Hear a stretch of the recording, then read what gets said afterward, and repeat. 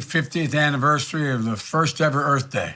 I was looking today, Al, at a picture of the first Earth Day in New York City, and there were about 1 million people that look like they're out there. And I'm excited to be joined by my friend and climate change pioneer, one of the brightest guys I've ever worked with, Vice President Al Gore. Al and I have both been working on this issue for a long time, him more than I.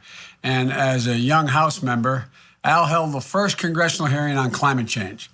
And he wrote the groundbreaking book, Earth in the Balance, almost 30 years ago. It's hard to believe, Al. It can't be that long ago.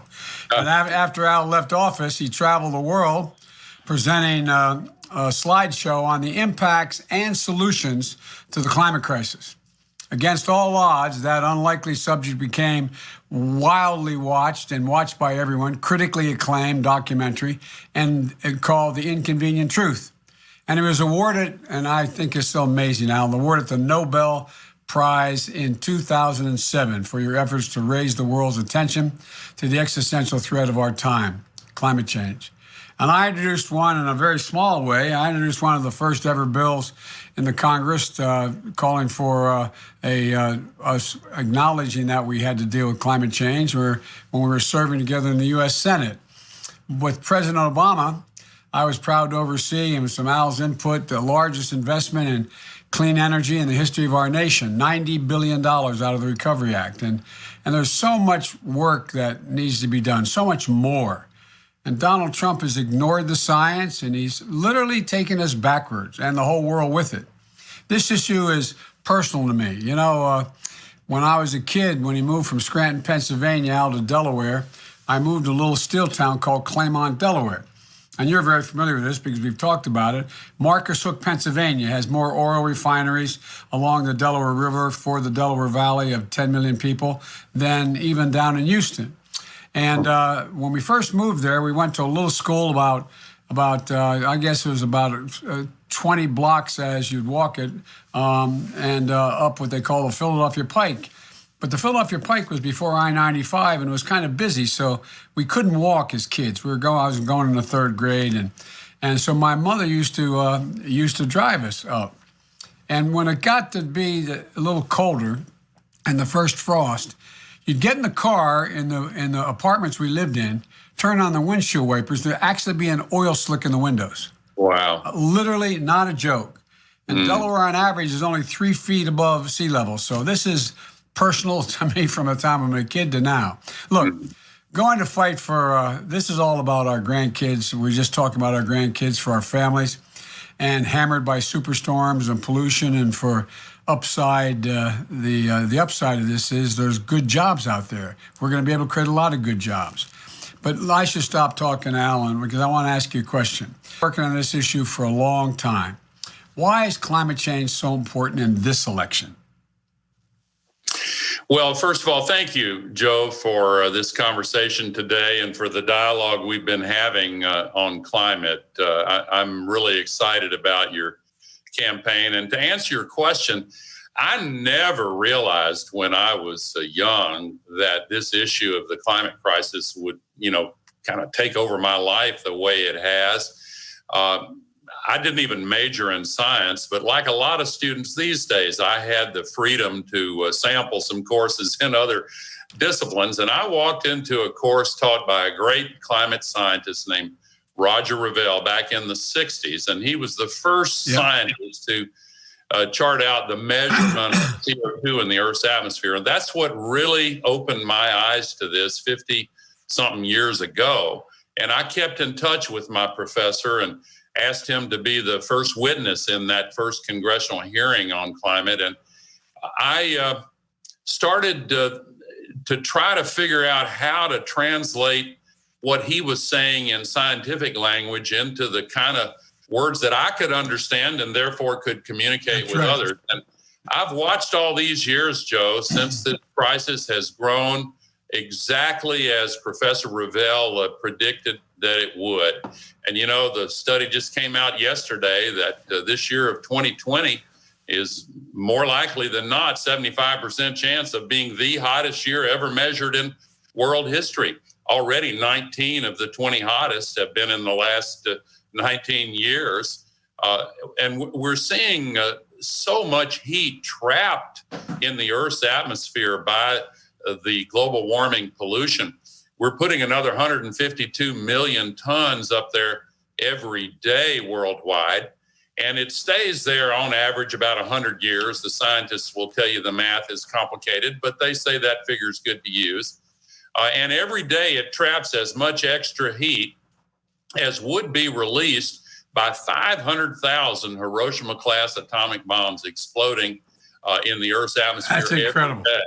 It's incredible, and it's disrupting the water cycle, causing rain bombs. 20 million acres couldn't be planted in the Midwest last year because of all of the rain bombs and downpours and floods. And we're seeing sea level rise and the big drought, especially in the Southwest and in many places around the world. Stronger storms. The oceans are the hottest they've ever been this year, and many scientists are worried the hurricanes will be stronger still. And so the list of disasters has been accumulating.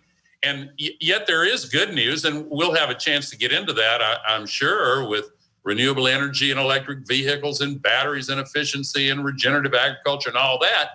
But we need policy changes. And that means we need to change some of the policy makers, particularly the one in the White House right now. And that's why I am so proud to endorse your candidacy, Joe. I was saying earlier today, if I was talking to one person who had not yet decided who to vote for in this upcoming election, I would just say plainly and simply, this is not complicated. If you care about the climate crisis, if you want to start solving the climate crisis, this is not rocket science. This is the most consequential choice in a presidential election that we've ever had in American history.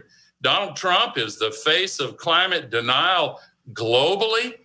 He is lifting the constraints on polluters, putting more pollution into the atmosphere, making all these changes to all of the protections that we do now have, and we need more. And so your election is absolutely crucial, Joe, and I want to do everything I can to convince everybody that cares about the climate crisis, particularly those people, that this is a no-brainer. This is a real simple choice. And if anybody has any doubt about that, come talk to me. Well, Al, thanks so much. It means a lot to me. I often say beating Trump won't end climate change, but it's a critical first step. Last week, Trump reversed a rule requiring power plants to reduce the amount of mercury and other pollutions that are pumping into the air. Pollution that is bad for human health, to state the obvious. And it's wrong. It's a step backwards. And as we try to seek some progress, he's eviscerating the EPA and everything that's out there. But particularly dangerous is now, I believe, for communities of color. Communities suffered disproportionately during this global health crisis. We're seeing it happen now. And one reason for the disproportionate impact is air pollution, linked up to 15% increase in COVID-19 mortality and those most vulnerable. Look, people of color are more likely to live in communities with air pollution. Just one example, the environmental injustice in Delaware. As I said, we get it and we can identify. That's why we have one of the highest cancer rates. Anyway, I don't want to get into too much about Delaware, but the United States of America, you shouldn't be poisoned by the air you breathe, the water you drink, the walls in your homes or your school. That's why we need to invest in infrastructure to make sure that every city, every home, every school has clean water. We shouldn't have it shouldn't be more likely to breathe poisoned air and drink poisoned water based on your zip code or the color of your skin. So my question, Al, is, we need to act on climate. We need to address the environmental injustices that hold back too many communities of color across the country.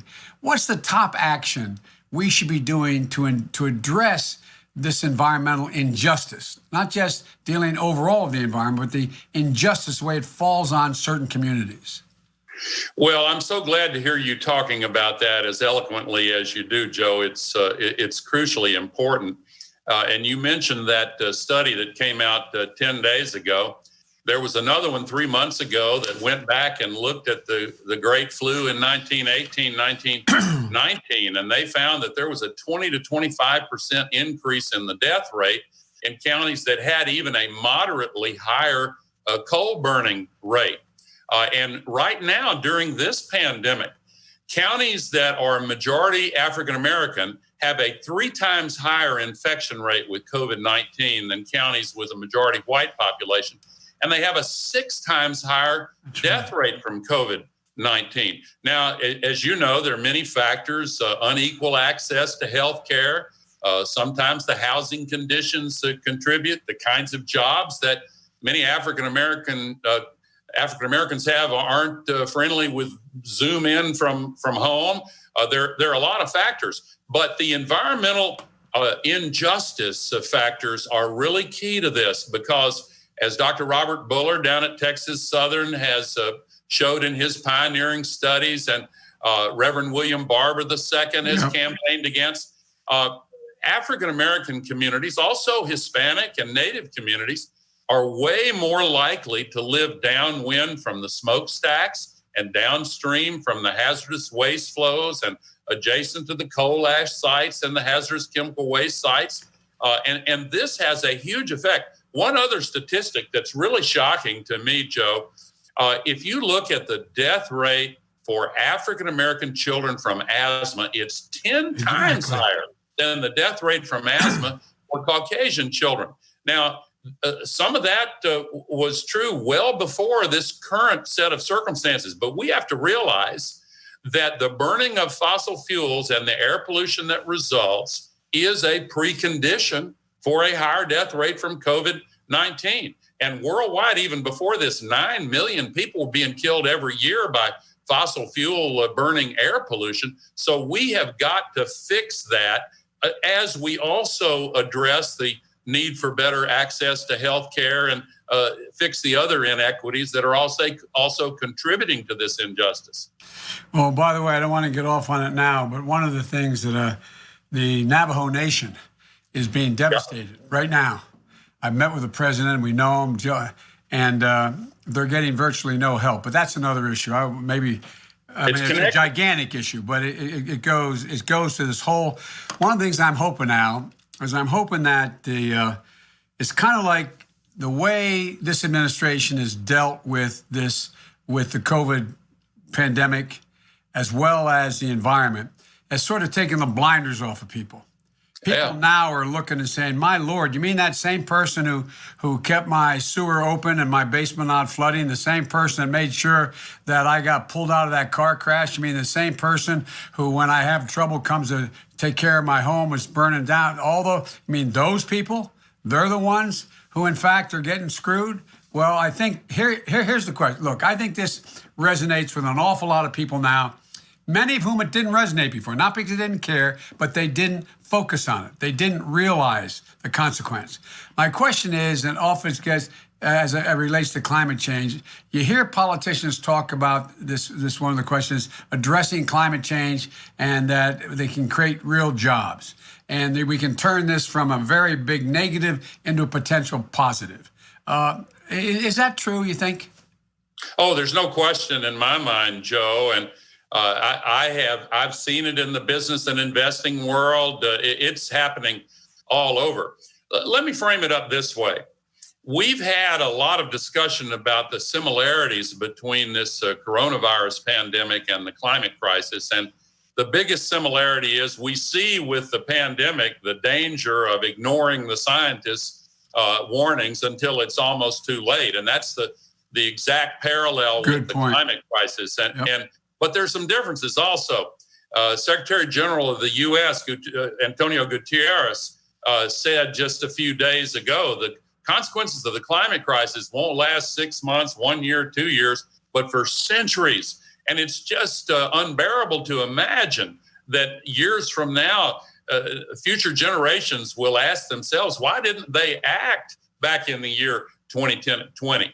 And you're determined to do it. But now here's one of the big differences. In order to solve this pandemic, we've had to see these social distancing measures and other things that have shut down some economic activity. And that's what the doctors and scientists say have flattened the curve, as they say, and helped us get on the road out of this. But it's exactly the opposite where the climate crisis is concerned, because in order to solve the climate crisis, we don't have to shut down the economy. We need to turn the valves wide open on jobs, installing solar panels and wind farms and building electric vehicles and batteries and introducing regenerative agriculture to help farmers and sequester carbon in the soil and planting trees and retrofitting all these buildings, which is a win-win-win proposition. We are in the early stages of a sustainability revolution in our world right now, empowered by some of the new digital technologies like machine learning and artificial intelligence that are giving executive teams and business the ability to manipulate protons and electrons and atoms and molecules with the same proficiency that the IT companies have demonstrated in managing bits of information.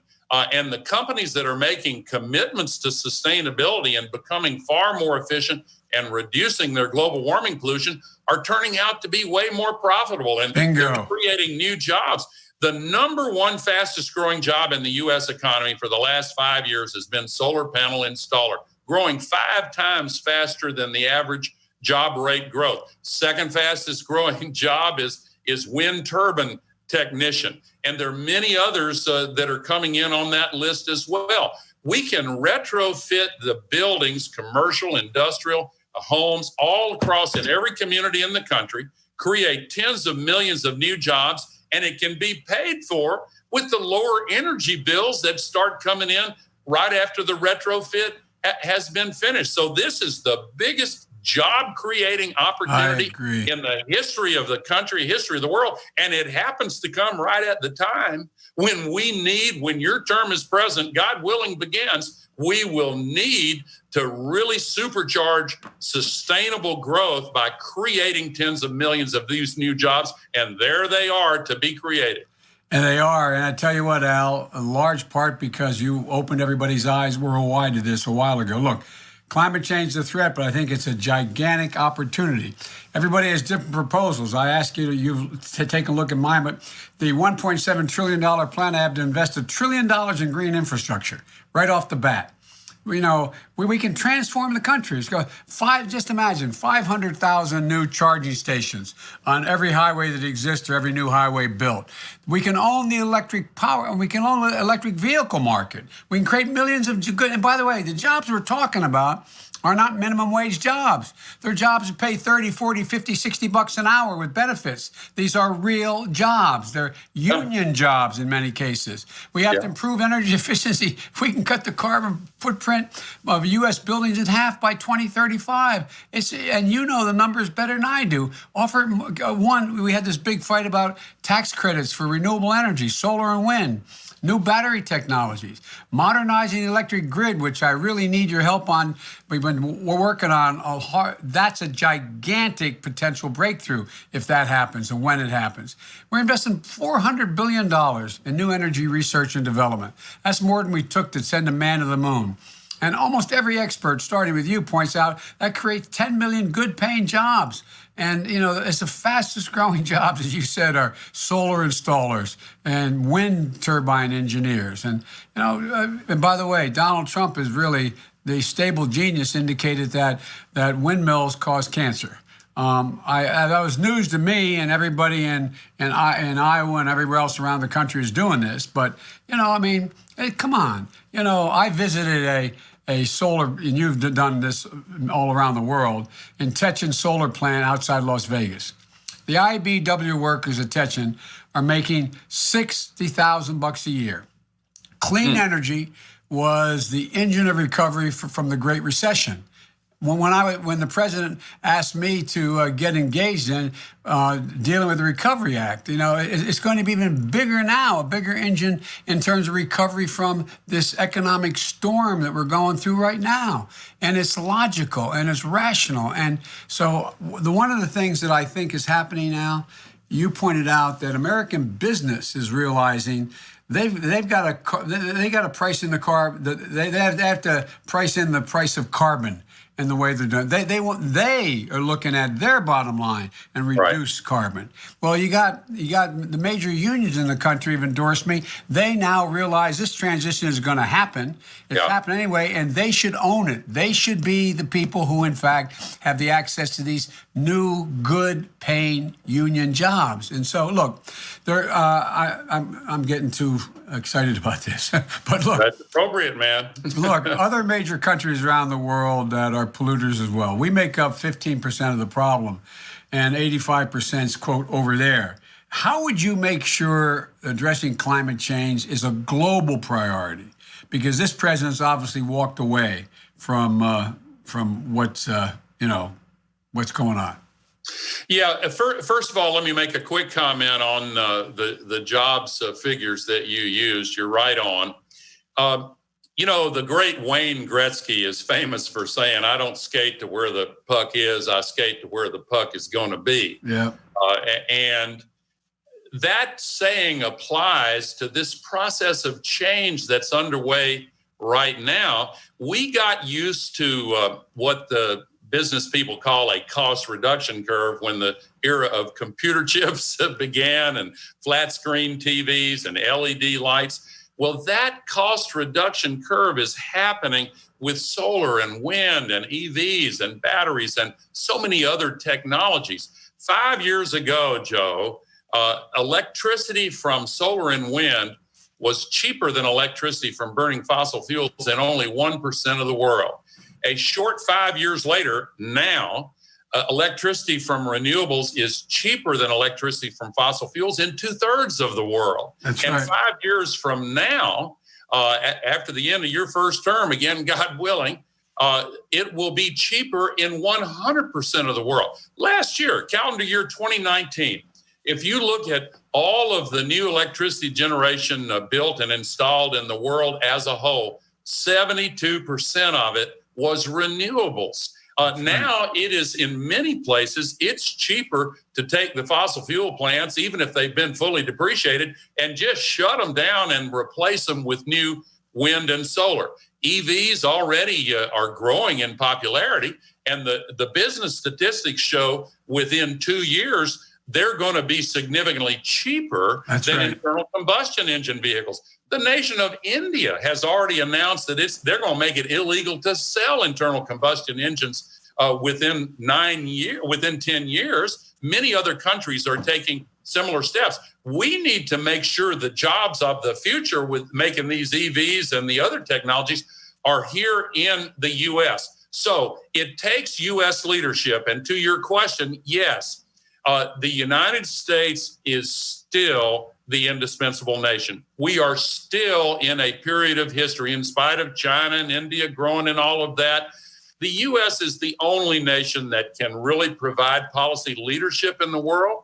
And our country has abdicated that in the last 3.5 years. As you know, the restoration of that leadership is essential. A lot of people don't realize that when Donald Trump said he wanted to pull out of the international agreement on climate, the Paris Agreement, he can't do that until one day after this upcoming presidential election. And then you, again, God willing, when you're inaugurated, 30 days later, you can put us right back in the Paris Agreement, and you can rally the other nations of the world to once again follow U.S. leadership. And the benefits of doing so are ever more obvious with the job creation opportunities we've talked about, reducing pollution so that they don't have to wait for a pandemic to see the blue sky, so that they can get rid of these health consequences of all the fossil fuel pollution. The world is ready to move. It just requires U.S. leadership of the kind you're promising to bring. Well, Al, one of the things you and I worked on, we served in the Senate, was arms control and nuclear proliferation. One of the things that I would do, and again, I'm not being solicitous when I say this, but hopefully if I get elected with your help, is I would call within 100 days of being, first I'd immediately rejoin the Paris Climate Accord, and I'd hold it there. And secondly, I would make sure that we end up in a situation where we call the major polluters in the world to a meeting in Washington, D.C., immediately within the first 100 days, just like we did on dealing with nuclear proliferation. And directly engage these leaders in a major carbon emitting nations, that to persuade them they have to make a bigger, one section of that agreement says that after 5 years, we're going to take a look and see where we have to up the ante on the commitments we've all made. And so we have to up the ante now. And there's a lot of major polluters out there now that we walked away. Donald Trump talks about America first, or he's made America alone.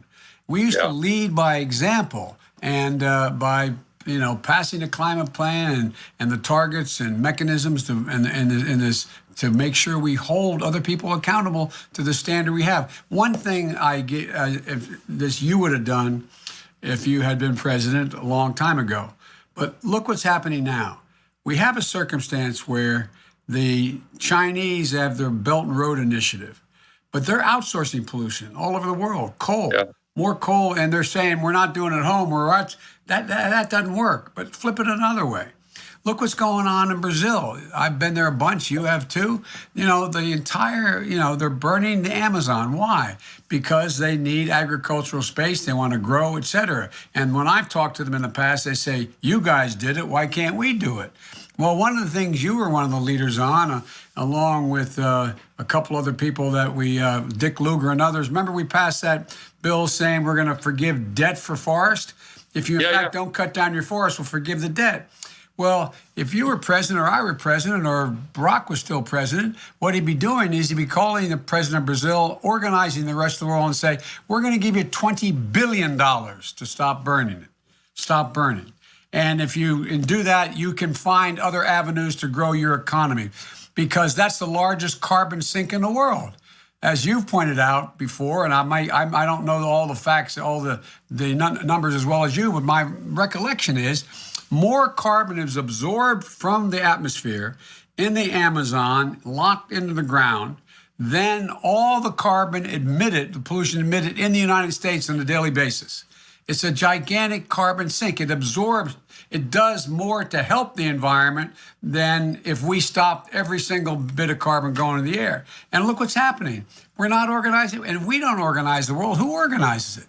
Who organizes it? And so there's so much, I think, anyway, look, one more question here. Is it too late to address the climate change in a meaningful way? By that, I mean, can we still make the kind of impact in time to save the environment and to make sure that our kids and our grandkids and our great-grandkids are going to see blue skies, breathe clean air, and in fact be in a situation that is fundamentally different than the direction it's going now? Well, the short answer that I get from the scientists who I rely on the most and who I trust the most, the short answer is yes. The more textured answer, Joe, is that we have to be honest that some damage has been done. Yep. And enough heat has been absorbed now that some of the big ice sheets are going to continue to melt, and we're going to have to adapt to sea level rise and in a number of areas in the U.S. as well as low-lying impoverished countries as well. And there's other damage that's been done, but it's nothing compared to what we would have to deal with if we don't get this under control in short order. And yes, we now have the opportunity to turn the corner. And for anybody who is discouraged about the possibility that we can still solve this, remember that the will to act is itself a renewable resource. And the late Nelson Mandela, you think about what he faced in a prison cell in Robben Island during apartheid, and he kept hope alive, in Jesse Jackson's phrase. And he once said, it is always impossible until it's done. And you think back on the women's suffrage movement, before that, the abolition movement, the civil rights movement in our country, more recently, the gay and lesbian rights movement. And thank you, Joe, for your leadership position on marriage equality back when it was a tough stance to take. You look at all of those social revolutions And they all have one thing in common. They seemed impossible. And the advocates at times faced dark feelings that maybe it might not ever happen, but they kept on going. And they crossed a threshold where finally the majority of people said, oh, okay, I get it. This is about justice. This is about fairness. This is about a bright future.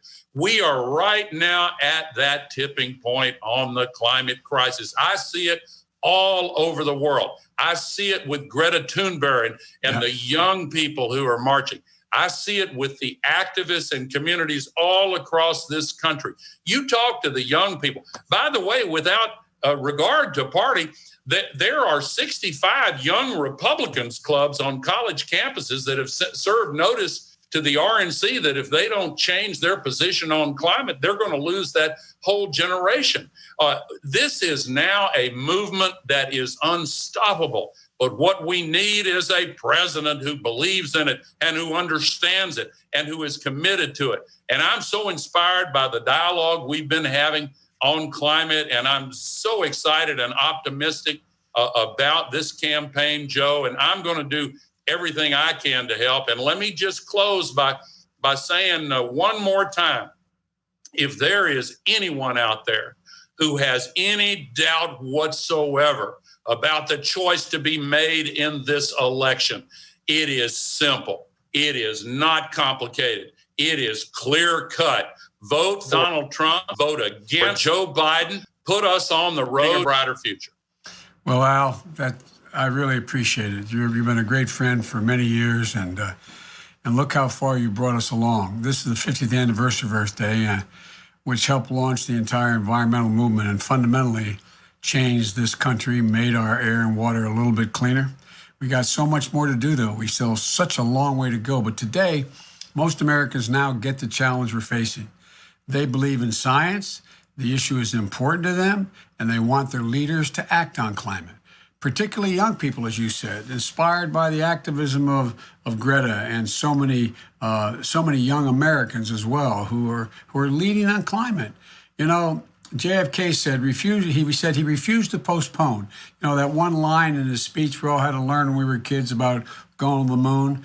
And he talked about, you know, the line that meant the most to me and used to drive my colleagues crazy was his phrase, we're doing this because we refuse to postpone. Well, we should say as a nation, I refuse to postpone. As president, I refuse to postpone taking immediate action. And look, I'm confident.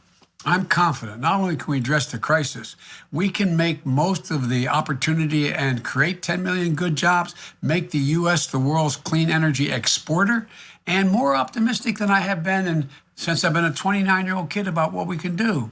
And the last question I asked you about, are there things that we're going to be able to restore everything what it was before? The answer is not everything, but we can go a long way. Oh, yeah. That's why we have to build to what reality is today, not get worse. America, there's not a single thing we've been unable to do, Al, as you pointed out, not a single thing we've been unable to do as a nation when we've done it together. So I want to thank you, Al, for joining me today. Your support means a great deal to me. Your lifelong leadership in this issue and so many others has made a great deal you're known around the world. And people, when they talk about the future of the planet, they talk about you.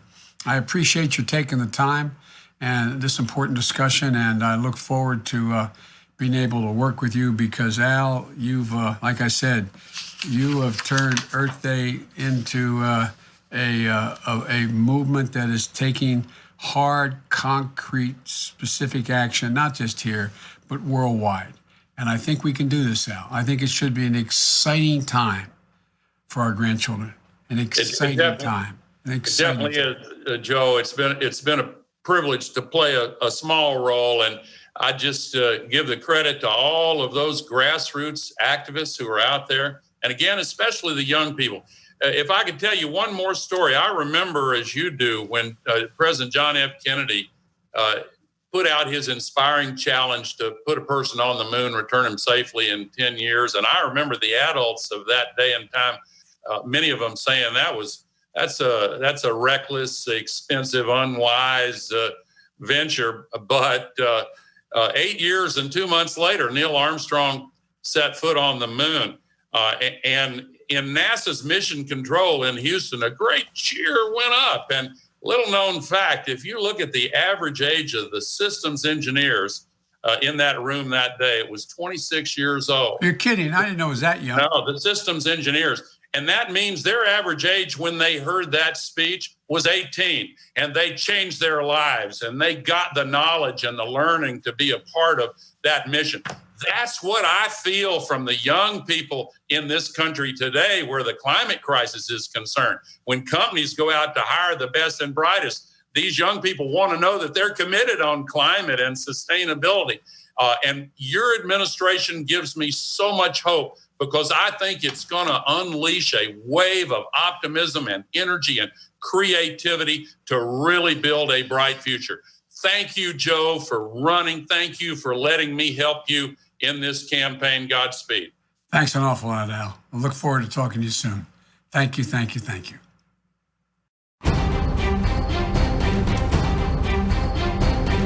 Now, a message from the President of the United States.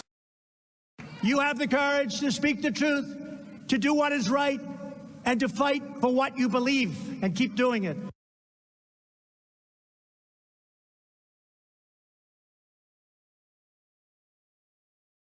Damn bird.